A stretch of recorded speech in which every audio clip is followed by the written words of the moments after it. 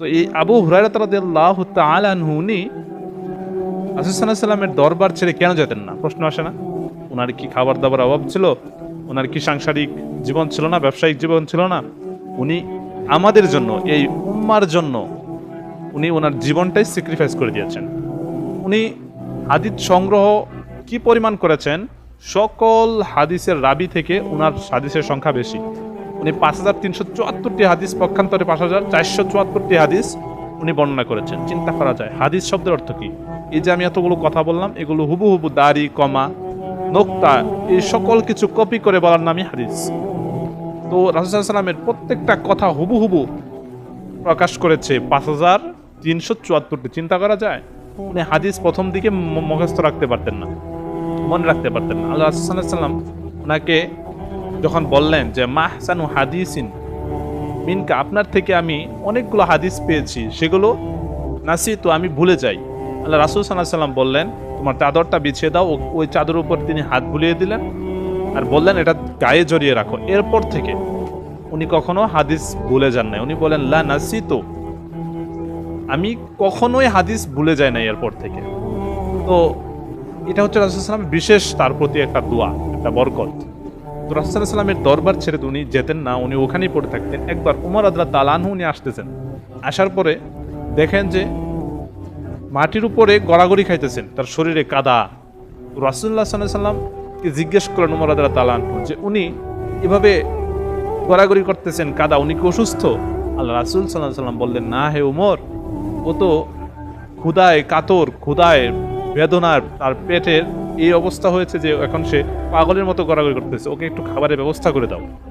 দেখেন কত কষ্ট মুজাহাদা করেছে, এত এত কষ্ট করেছে।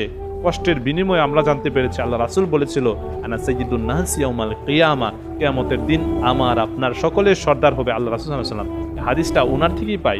এই যে যুবক, তোকে ইন্ডিকেট করার জন্য আবু হুরায়রা রাদিয়াল্লাহু তাআলা আনহু উনি হাদিস মুখস্থ করেছেন, তুনকাউল আরবাতু লি আরবাইন লি আমালিহা লি হাসাবিহা লি দীনিহা লি জামালিহা লি দীনিহা ফাসফারু বিযাতিদ দীন ওয়া তারিবাত আদাক।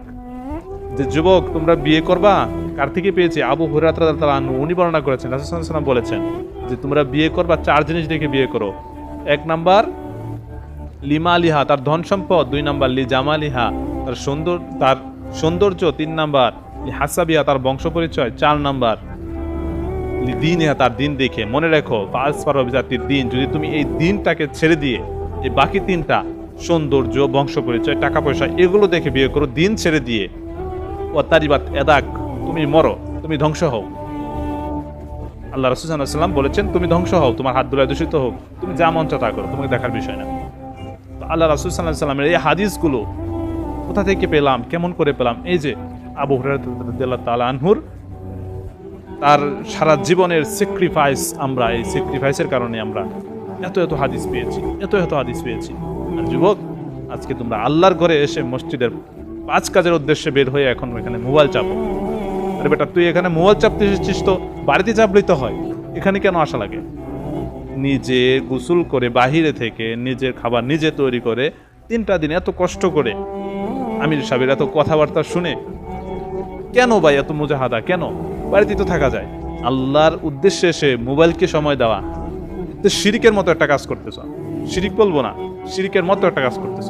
আসছো একজনের উদ্দেশ্যে আর কাজ করতেছ আরেকটা। আল্লাহ তাআলা আমাদের কি বুঝার তৌফিক দান করুক। একদল বাহিরে কাজ করার জন্য মুরব্বী বাবারা গিয়েছেন, এখানে যারা আছে আমরা তাসবিহ তাহলিল পাঠ করছি মোবাইলের মধ্যে, ঠিক না?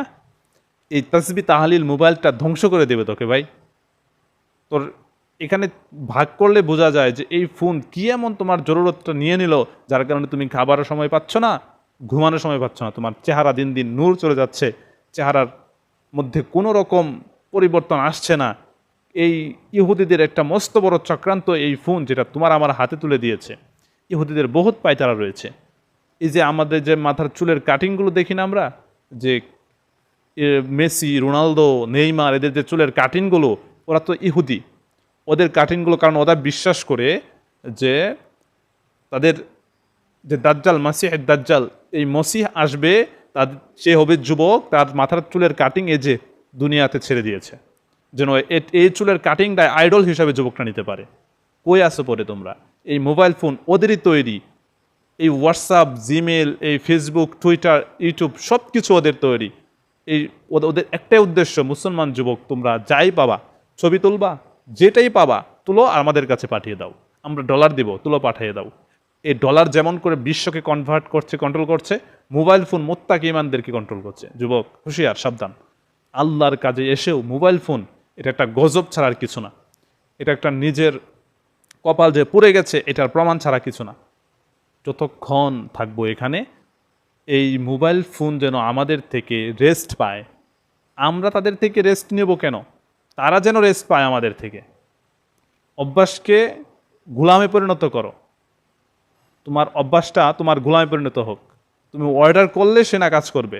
তো তুমি যদি ফোন নিয়ে এভাবেই পড়ে থাকো, এই ফোন তোমাকে না কোরআন শরীফ তেলাওয়াত করতে দিচ্ছে, না তাসবিহ তাহলিল করতে দিচ্ছে, না তোমাকে এই ফোন হাদিস চর্চার কোনো একটা কাজ করতে দিচ্ছে। বর্তমান জামানায় আল্লাহ তাআলা রব্বুল আলামিন বলেছেন তো কোরআনে, ইন্না শাইতান আদুউম মুবিন। আমি বলবো আল জাওয়া আলা আদুউম মুবিন, যে মোবাইল তোমাদের প্রকাশ্য দুশমন।